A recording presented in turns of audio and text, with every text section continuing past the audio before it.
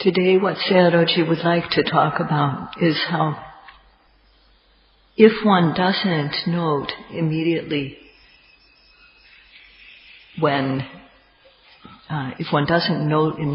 the presently arising physical and mental phenomena in one's body, nama and rupa, then one won't know.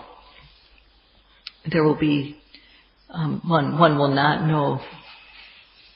So also if one doesn't make ardent, vigilant effort to get mindfulness, to stick to the arising object, then laziness, first of all, and then all the other kilesas will come into one's mind stream. And if the jhanic factor of accurate aiming is not present, then the mind will miss the object. The mind will slip off of the object. And the mind will no longer be fresh. Tina and meda, sloth and torpor, enters into the mind without accurate aim. And these two, sloth and torpor, are very dangerous to the starting yogis. So it's very important to make effort to note the arising object as soon as it arises, starting with the rising and the falling in the sitting. We need effort in order to have sati, mindfulness, and we also need accurate aim, which is vitakka. We must have these two factors every second of the time in order for mindfulness to stick to the object. If not, sati will not stick to the object, and then collectedness of mind will disperse. The mind will no longer be collected, and the mind will become dull. And one will no longer know the true nature of mental and physical phenomena. This not knowing is called moha. And there's also knowing in the wrong way. This is also called moha. Moha is also called avijja, which means not knowing. But it includes these two, not knowing and knowing in the wrong way. When a yogi is careless or superficial about the practice, not making ardent effort, not aiming the mind accurately, there won't be anything occurring in the practice. Nothing. The only thing that will happen is the time will be wasted. And in this moment where there's no ardent effort and no accurate aim, then thinking and wavering come in. And there will be the darkness of intense confusion regarding the Dhamma. This will cover over the true nature of nama and rupa, the mental and physical that occur in us. So if this happens 1 second of the time, there will be one occurrence of this intense confusion regarding the Dhamma. In 1 minute, there will be 60 moments of such darkness or confusion. And in 5 minutes, 300 moments. 1 hour, 3,600 moments. So this is regrettable. This is something to regret. So this is what happens when yogis spend time thinking or do not do the practice respectfully or do not try to make their practice continuous. So in this case, knowledge will not develop. So now that we've come here, we should use our time so that it is beneficial. We should try to prevent the lights of sasana from disappearing. So for this to happen, we need to have effort to generate sati every time the mind every time there's an arising object.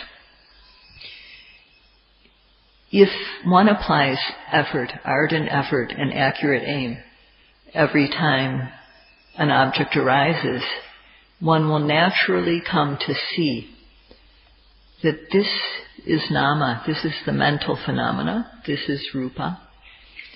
One will come to discern these two very clearly, and this is the first great light of the sasana, the first great light of the teachings. So Sayadawji urges all of the yogis to please try to work continuously.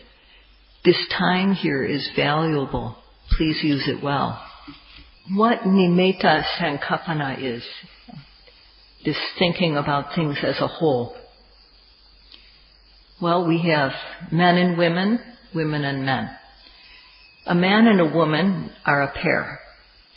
They tend to have a mutual gravitational pull.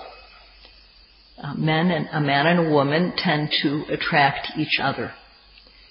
And so when one first meets the other, then one looks at things, the details, like a form of the arm or the form of the leg, and one sees, oh, this is a woman.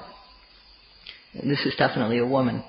And again, one takes in these details, and this is the cause, this perception is the cause for kilesas to arise. How it happens is, we see, that arm looks nice, the leg looks nice, and so one thinks about this woman that one has seen. And, of course, it can go the other way too. When a woman meets a man, then the same set of kilesas can happen. So there's interest, there becomes interest because of this type of thinking that this is a man, this is a woman, and the arms and legs look good, and so on. So if one finds the person good looking or attractive, then what will occur is greed and craving. On the other hand, if there's something we don't like, then there will be anger, dislike.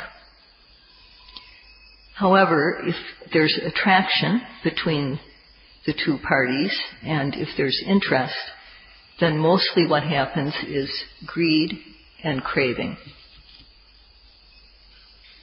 When a man and a woman see each other without sati, then what they're thinking is, that's a man, that's a woman. And based on that perception, greed arises. They've taken the details, they recognize the form as a whole, and then then greed arises for that other person. And just the way this can occur when a man and a woman see each other, this can also happen when one hears the sound. When a man hears a woman's sound, the sound of a woman's voice, or when a woman hears the sound of a man's voice, this type of attraction can occur. We think, whose sound is that? That sound is nice. So we're attracted by the sound of the other person. And this can happen also with smell. The smell of another person can be attractive. And as far as taste goes, we have to consider that what they cook for each other may be the taste that attracts them mutually. And then touch, each other's touch, that of course is quite obvious how people are attracted by this. So this is called mutual nimitta sankapana, where a man and a woman have this type of interest and they just see each other. The man sees the woman as a woman, the woman sees the man, as a whole. And when this happens, this mutual nimitta sankapana, this mutual reflection of each other, or thinking of each other as a whole thing, then in addition to the basic 4 unwholesome mind states of not knowing, lack of shame, lack of fear, and scattered mind, there's also greed, lobha, occurring. And just like this can happen when we reflect on a thing as a whole, so too it can happen when one reflects on the details. And this is what Sayadaw will talk about next. The second thing that Sayadaw mentioned is anubhyanjana sankapana. And this is the mutual looking at the other person in terms of the details. Whether it's a woman looking at a man looking at a woman, and just taking in the details. Oh, her hand is lovely. Her leg is lovely. Oh, what a lovely foot. Her fingers are this way. Her forehead is this way. The eyebrow is this way. The cheeks are like that. The jaw is like this. And one just goes all over the person, taking in the details. So the parts of the body that one sees are the object of one's greed. And this type of attraction actually makes, this type of looking at the details and being attracted by the details makes our attraction even more enjoyable. So what it's like is it's like adding curry to rice or putting butter on bread. If we have to eat rice without curry, if we don't have any curry to eat the rice with, then it's rather boring. And if we don't have any butter or something like that to put on our bread, then it can be very boring to eat. And so too, when we look at something, it's more enjoyable if there's greed involved. This makes it tasty for us to have this greed craving. So this, the word bhyanjana in anubhyanjana actually means curry. And so these details, looking at these details with greed, makes things more flavorful. And of course, when this happens, when two people mutually are looking at each other in this way, taking in the details of the other person's appearance, then greed, craving, tanha, proliferates. It multiplies like wildfire. First of all, there's mutual looking at the person, at each other as a whole. And second of all, there's taking in the individual parts. And, this, I can't read one word that I read, but Sayadaw said that this is what people are like. And basically, this is what most men and women are like this, that when they look at a person of the opposite sex, they automatically do this type of thing. And if the two people like each other, it is even worse.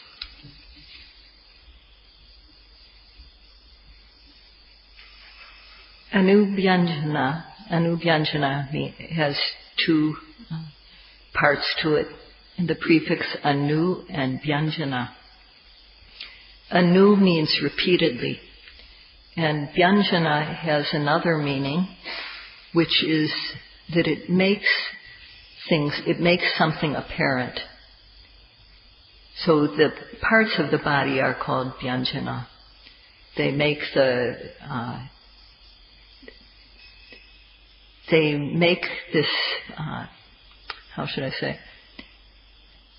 make something more apparent. Okay, so together anubhyanjana means repeatedly making things apparent. And Sayadaw mentioned again the example of, or analogy of when we eat rice with a curry that is also called bhyanjana. This curry makes the flavor of the food stand out, makes the flavor of the dish we're eating stand out. And to the extent that the curry is good, then the flavor becomes very apparent. So this is how curry makes flavor apparent. And if you understand this analogy, then you will understand that just as curry makes the rice more delicious, more flavorful, so too, when there are mutual kilesas occurring between two people, then these details, looking at the details and the craving that there is for the details, make the experience much more flavorful. So every time I missed a certain part here, so I'll skip it. But Sayadawji said that the Buddha discussed this, talked about this, Anubhyanjana and Anubhyanjana Sankalpana and Nimeta Sankalpana. The way when people are attracted to each other, they take in the whole and they also take in the parts. And that this is a cause for craving to proliferate. He talked about this more than 2,500 years ago. And so this is nothing new, but people sometimes forget it. So when we practice, we need to observe every arising seeing, every arising hearing, every sound, every smell, taste, touch, with ardent aim and accurate effort ardent effort and accurate aim as soon as these sense phenomena arise. And if we can observe the arising, seeing, hearing, tasting, touching, smelling, as soon as they arise, then if these factors are occurring, ardent effort and accurate aim, then mindfulness will surely be there. And with sati, there is collectedness of mind. If the mind is collectedly falling on the object time and again, if this happens a lot, if this falling on the object, these factors become good, then we will discern the mental and the physical. We will discern nama and rupa.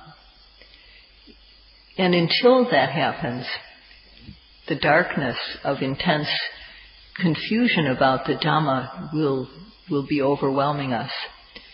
But when we see clearly the mental and physical phenomena that are really there, as they are, then the knowledge of discernment of the Dhamma, Dhamma Vivattana Jnana, the first light of the sasana, will start to burn, will start to be lit.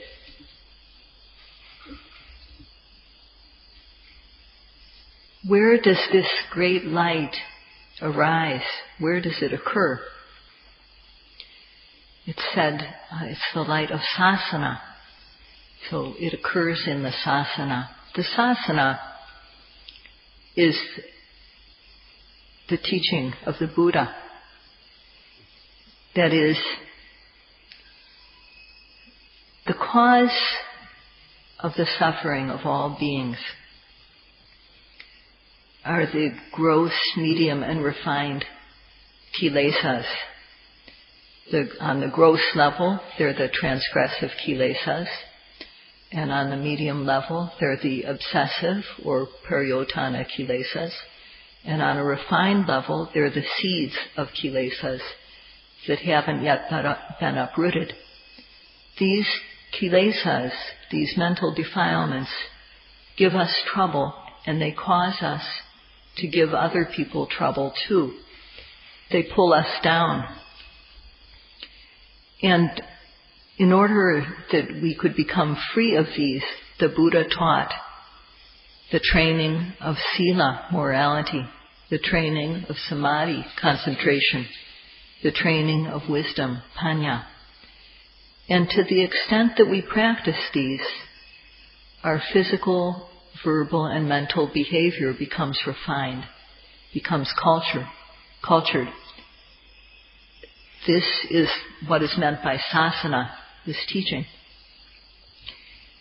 And in this sasana, which contains the doctrine of cause and effect, and which is taught so that the results one gains from the practice are consistent with the practice. In this sasana, in this teaching, we can gain this knowledge that is the discernment of the Dhamma, Dhamma Vipassana Jnana. In other teachings, we can't gain this knowledge. Some teachings say that there's a creator. If we believe in the creator, they'll lift us up to the heaven realms. And if we don't believe in the creator, they'll throw us down to the hell realms. The Hindu religion has the concept of both karma, and also the concept of a creator. More than 2,500 years ago, the Buddha arose in India. And as the Buddhas before him did, he also taught that greed, hatred, and delusion are very bad. Raga, dosa, and moha. These give beings trouble. We have to try to avoid them. We have to prevent them, protect the mind against them, and uproot the seeds. He taught a method for doing this. If we practice this method, to the extent that we practice it, we will surely weaken and gradually eliminate the defilements. We will eventually come to the point where the defilements are completely eliminated. Thus this teaching, because of this meaning, the teaching is called the sasana, or I guess you could say discipline. In this sasana, the knowledge that clearly sees the distinction between the mental and the physical can be gained. One can get this first light of sasana. And although one may be a Buddhist, even if one is a monk or a lay Buddhist, whatever, if one does not practice, although one may be a Buddhist, these lights of sasana will not appear. One will only have the understanding of karma as our own property. But without practice, even if someone is a Buddhist, even if one is a monk, they will not have the lights of sasana. Okay? So as the Buddha instructed, dete detamatang bhavesati, sute sutamatang bhavesati, mote motamatang bhavesati, vinyate vinyatamatang bhavesati. That means in the seeing, there will just be the seen. In the heard, just the heard.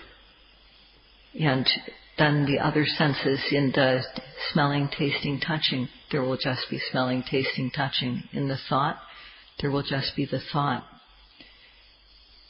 When one notes, when one makes effort so that our mindfulness is at the fore, so that our mindfulness is predominant in the mind, sati is occurring, samadhi develops, and knowledge occurs. And the first thing is that we discern nama and rupa.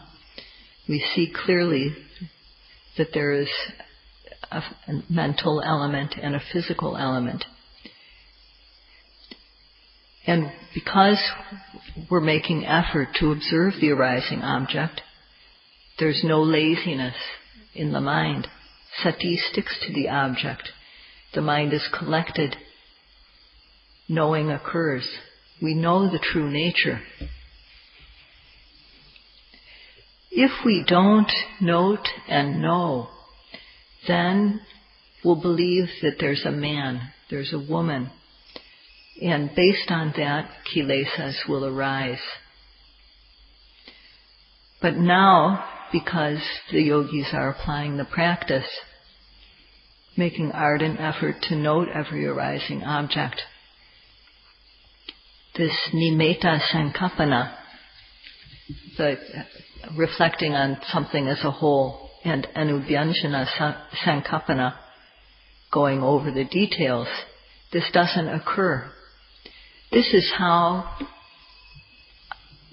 in our noting, in every noting, the kilesas are being gradually relieved. They're being eliminated. One no longer sees the object as a whole, and therefore one won't, because one doesn't see it as this whole man or woman, one also doesn't go into the details. This is because mindfulness is at the forefront in our noting. Because of that, knowledge arises, and we discern that this is nama, this is the mental, that is rupa, that is physical. And the mind becomes very clear about this. At that moment, there's no ignorance, there's no unknowing or knowing wrongly. There's no lack of shame about akusalas. There's no lack of fear regarding them. There's no scatteredness of mind. And one continues like this to note. One is free of greed, hatred, and delusion. And as it's said that if the roots of a tree are good, then that tree becomes luxuriant because the root is good. And it's the same way with our minds. The opposite of greed, hatred, and delusion are the roots of kusala, alobha, non-greed, adosa, lack of anger, and amoha, lack of confusion or knowledge. These are the roots, and when of kusala, of wholesomeness. And when these are good, when these are present, and then when they become good, then the mind also becomes very, very good. And through the clarity of the mind, the body also becomes strong. So just as physical energy occurs, so does mental energy through our practice. And when that happens, the practice of satipatthana is generating benefits for our life. And even in a noting or in a week, special things can happen. That's all for tonight. Sadhu, sadhu, sadhu, sadhu.